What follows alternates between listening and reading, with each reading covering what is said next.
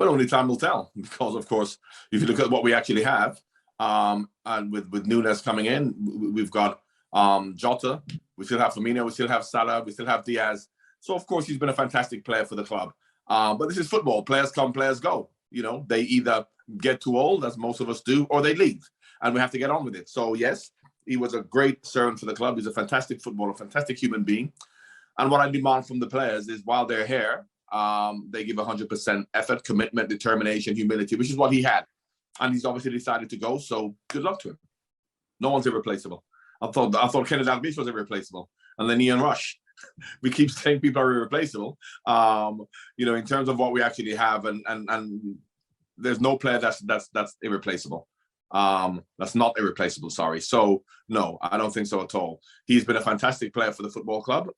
He's a fantastic player. He's a great person, as I actually said, but life goes on. No, not necessarily. I mean, for me, his effort and his commitment has always been the thing, because, you know, he's not the most prolific goal scorer. He scored a lot of goals, a lot of important goals, but what he actually brings to the team is more than goals. I always look at what players do off the ball and how hard they work for the team when they aren't scoring goals or creating chances. And he has been one of the hardest workers players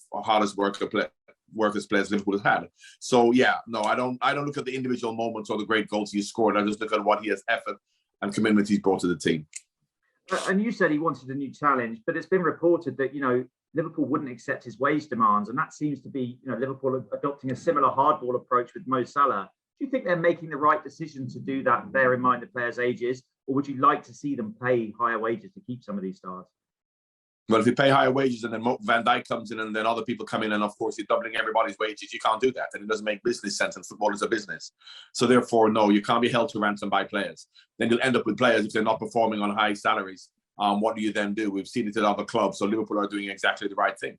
So I demand, as I said, I'm going to issue with Liverpool's decision. I'm going to issue with Salah or Mane's decision in terms of what they feel they deserve or what they feel they can get elsewhere. But they can't hold the football club to ransom, and the fans shouldn't expect them to just be paid, because, of course, what will then happen is that every other player who's doing well will come in and want their salaries to be doubled, and then what then happens? You know, so no, this is a business, and I haven't got an issue with Salah wanting more money or Mane wanting more money and deciding to go because that's what they want, or they want a new challenge. But all I demand is, while they're at the football club, they play for the club with the right humility, the right attitude, and the right commitment, which they've all done, as did Gini Wijnaldum. And I wanted to. Well, he doesn't hog the limelight in the dressing room. He doesn't hog the limelight in the team. They have no control over how the media or the fans are going to perceive it. But in the dressing room, Salah isn't any more important than Mane and Trent Alexander, and that's the most important thing. Players have no control over what the media want to do or who the fans want to say is better than who. And I know at Liverpool, there's no player at Liverpool who is more important than any other. As far as the team goes, as far as Jurgen Klopp goes, as far as the influence of the club goes. So therefore, yeah, I don't think that plays a part. Because if he goes to Bayern Munich and he's not the main player because, okay, Lewandowski's not going to be there, but maybe somebody else, what is he going to do? Is he going to say that I want to be the main player? I don't think he's that kind of a character anyway, so I don't think that had any bearing on it at all. Because if they had said to him, you can have the limelight, but we're not going to pay you the money, do you think he would have stayed? No, I doubt it. Good point. Of course, you're looking at the money that Barcelona can spend. I can see him at Liverpool for another year, and then maybe going on a free transfer at the end of the season. I don't know what the situation is, but at the moment he's at Liverpool. So I don't know if he stays, he'll still play with the right attitude and commitment. So where can you see him? Who knows in football? You know, football is have Barcelona got the finances to actually do that? Because of course, there's still talk about maybe Lewandowski going there. So, you know, I think that at the end of the year, we'll see. I think really a lot of it has to do with where Lewandowski. What about your old club, Newcastle?